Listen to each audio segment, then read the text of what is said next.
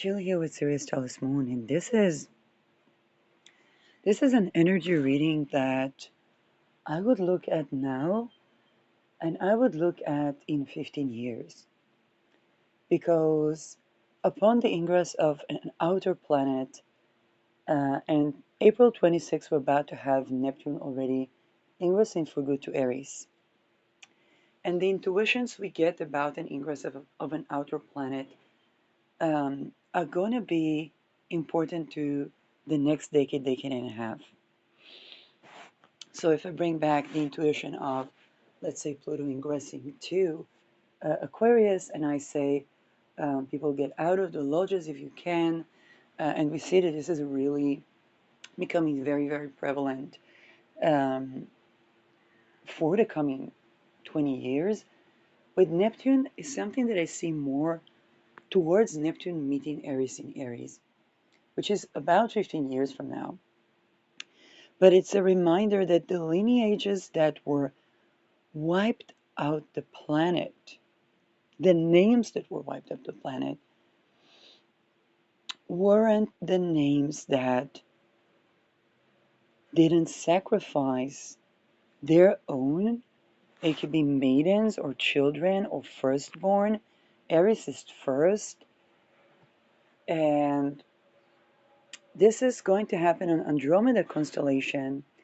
And the story about Andromeda is that a village was about to sacrifice a maiden to the sea monster to protect themselves from the flood, Neptune, the flood.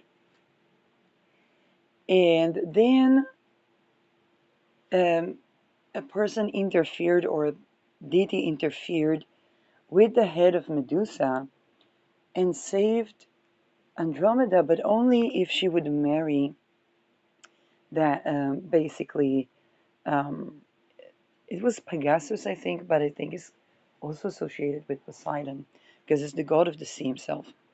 So he could represent both the sea monster and, particularly with Neptune, both the sea monster and the so-called rescuer of that maiden. But there was still a misunderstanding of Medusa, which is why upon Beta Perseid, our bodies turned to stone, dead bodies upon dead bodies, um, because he wasn't actually saving Andromeda. I think it is in Romania, where they have a ceremony upon marriages that is to save basically a wife. And when it's sort of a secular, I know they're quite religious, but sort of a secular ceremony, and it's not arranged marriage, it can be quite cute. But also within the extortion cults, they were doing that um, as a inverted distortion of the damsel in distress scenario. Now, we have to remember that both, how should I say that?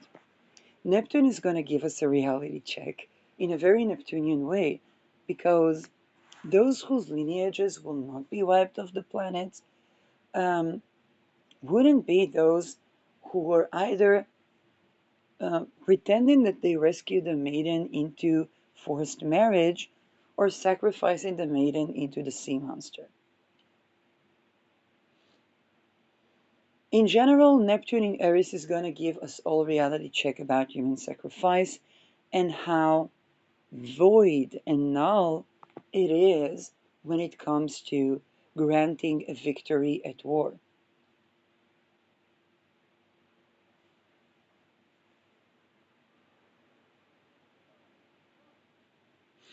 Okay, God Ares was, from the pantheon, the only one that not only didn't rape but protected from rape, and is not a god of sacrifice. Although with Neptune ingress to Aries, the dual Neptunian myth would be people trying to sacrifice to Ares,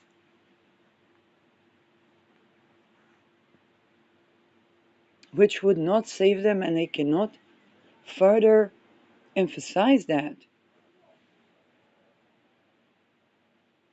It is also a real estate sign, a business sign, an entrepreneurship sign.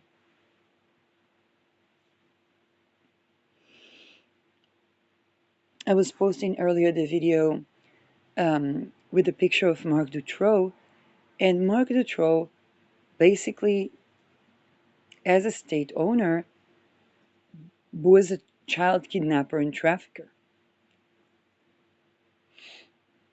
Then, when there was a raid on the estate, everybody was so called getting away with that, but he was basically confiscated, not only in the estate, but now in imprisonment. And so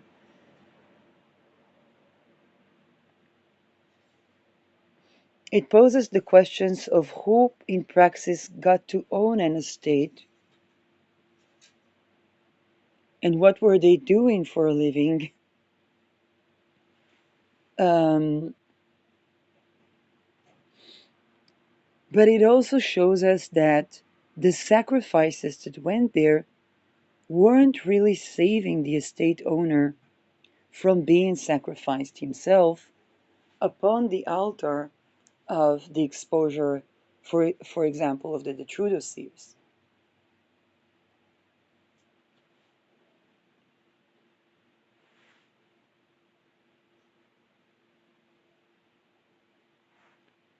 Now, it's something that the Neptune Andromeda, the Neptune Aries conjunction, something that really is happening at the end of Aries. Something's really happening at least a decade from now. We have before that, like, begins. But this is kind of a reminder that sacrificing people will not create real estate lineages, at least in the way that they think. No, it would not create real estate. Sacrificing people will not create real estate lineages. Now, one could associate Saturn Neptune in 0 degree Aries that we hadn't had for a millennium. If we think about the Great Depression or the subprime 2008 crisis, many people believe that they have a home and paid mortgage, and one sudden day, if they had parents that have a house, they had to move in with their parents with a dog and the children. In fact, I had a boss in Nest Technologies, which is a mixed company of um, the schools where I was working and a developer company, a high-tech company that was back then just purchased. And this is where my boss, it was the boss of a sales department of high-tech courses in a high-tech nation, had to move back with her parents, with her husband, children, and dog. Because her mortgage jumped from something she could pay to something she could not afford. I think she was about either my age today or even younger. Like, I don't think she was much older than 41.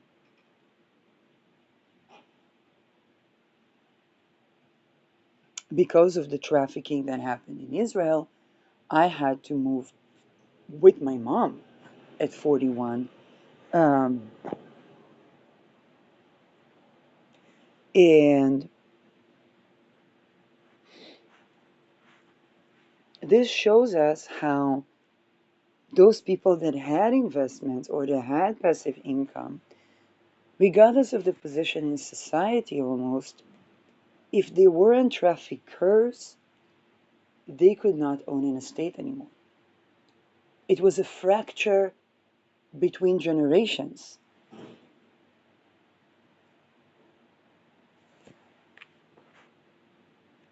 And the use of dark occult made it further impossible, even as tenets.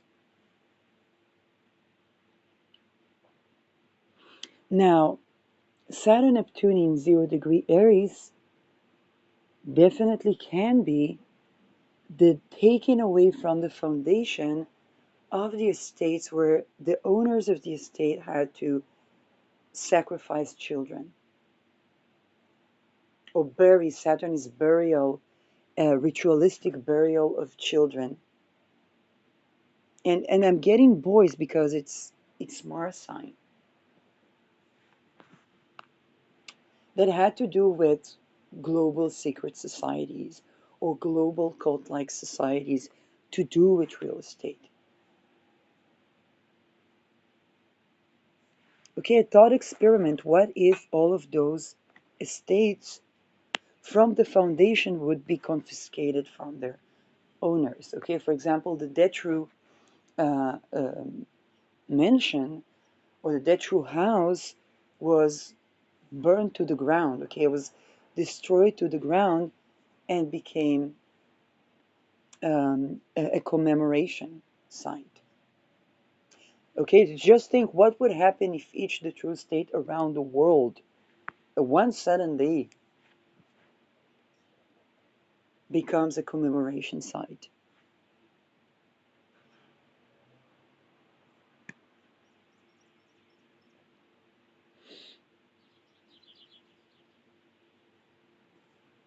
Okay, Palestinians don't need to conquer Israel, they just need to enforce the anti human trafficking, which is anti crimes against humanity laws, and not be traffickers so that they won't lose. Okay, like they don't like but one could say vice versa.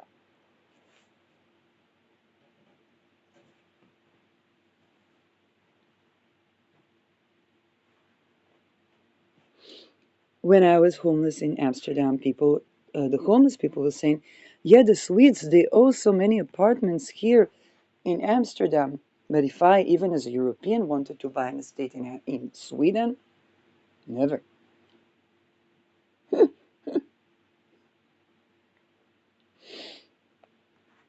Um, so, how many of those estates are basically the true estates? People need housing. They're gonna need public. We cannot have Nederlanders coming back to Nederland without them having a place to stay. Even if we talk about private sectors, even if we talk about them purchasing apartments or houses, not even talking about floating houses, which are more ecosystemic and can be solar powered, even in the Netherlands. Okay, where are they gonna live? Let's say, okay, you take out these people, take out these people, take out these people. They don't have estates that are not the true estates. If the bank that was the company that checks the tickets to the train threatens homeless people, by the way, are entitled to travel black in the train and have any tickets removed.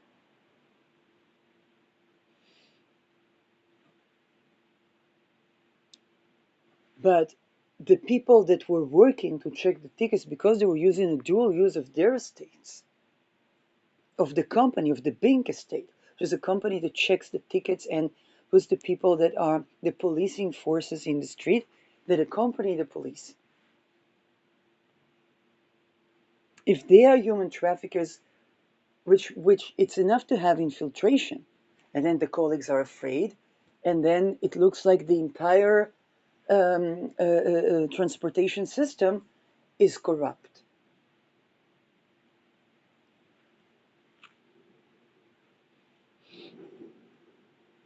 Because I'm Dutch, then I could speak with people, and I know. But by the way, if you ever in Netherlands, don't drive black if you don't need it. If you're a resident and employee and you know the people, that's one thing. But if you don't need to drive black, don't drive black. It's only for homeless people.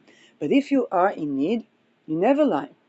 You say to the ticket person, yes, I'm homeless, I don't have money, I went on the train because, let's say, for my case, we couldn't be in the shelter, and the only free bathroom that one didn't need euros to pay for was on the train. Not the tram, the train. And I'm not joking, that's why I had to travel black.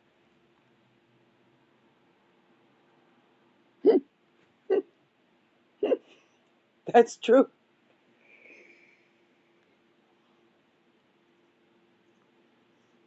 And so when it's colder, people need to the bathroom more. And when people are stressed and cold, they need to the bathroom all the time. And by the way, even there was no water because on the train the water is not drinkable. Fortunately, it was cold, but but that was, and it was COVID, so it's not like you could go to, let's say, a restaurant that serves water and say, "Oh, can I please have a glass of water?" No, it was nothing. Now, but if you turn to the people there, you say, this is my situation, you don't lie, you tell the truth, and basically they will write the ticket, but they will be kind to you. And not all of them are allowed for some reason, although legally it's not legal for them to not say it because it's human rights. But they say that they're not allowed to say it, but you deserve the right to that a person is Daklos, and Daklos means homeless, and they deserve, again, if you're not homeless, don't lie about it, don't even mess with that. You could be getting into so much bureaucratic troubles that it really doesn't worth the money. Back there, I was genuinely homeless, and I had to stay outside the shelter in freezing cold, and the only bathroom that was free was basically that I could get to without peeing in my pants. I mean, was basically on the train, so I had to travel black. Um, and so, but when I was coming to erase the ticket, somebody said, maybe I have one bed for the shelter, but you have to come here. And I already know there's something very trafficky going on in the conversation because they weren't really closing the shelters. They were deciding who stays, who doesn't. And if you weren't agreed to do weird things, then you wouldn't be staying, which is another problem. But yes, during the lockdowns, there were shelters. So,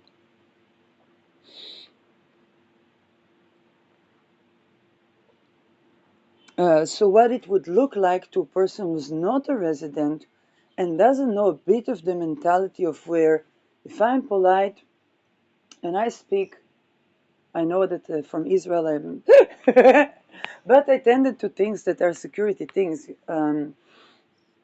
But if I was not a resident that knew that to be polite and to tell the truth would get me uh, the best, would get me around the best way. What is corrupt is corrupt. What's not corrupt is not like Israel. In Israel, people need to turn tables over.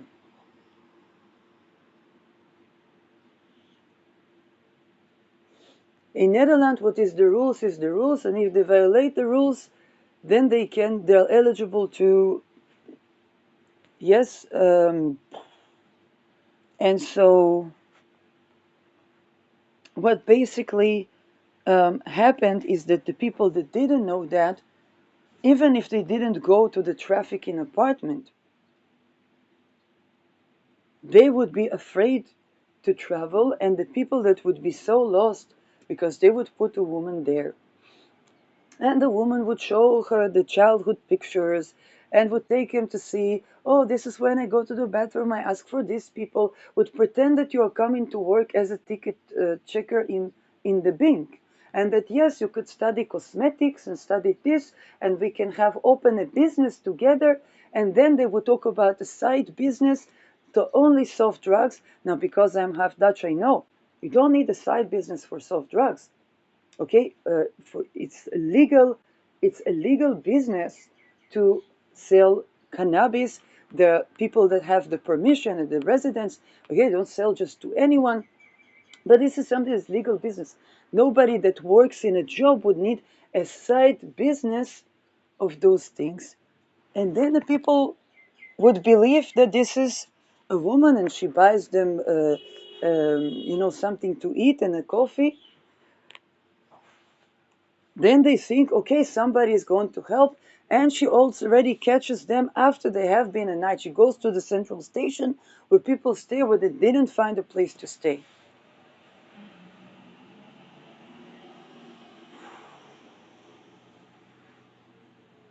So what it makes, what people think, oh, the transportation system in Netherlands is corrupt. And then the people are afraid to escape if they go to there. Basically, it's the most risky thing that they could do. They are safer dying in the canal, let's just put it that way. If they go there, they would be dressed in lingeries and pajamas, and then if they would escape outside, they would be afraid because they would be threatened that if they leave, those to check the tickets, they work together with the police, and they will make big problems. So they make it look like the police and the transportation system and the municipality are working all together to traffic them.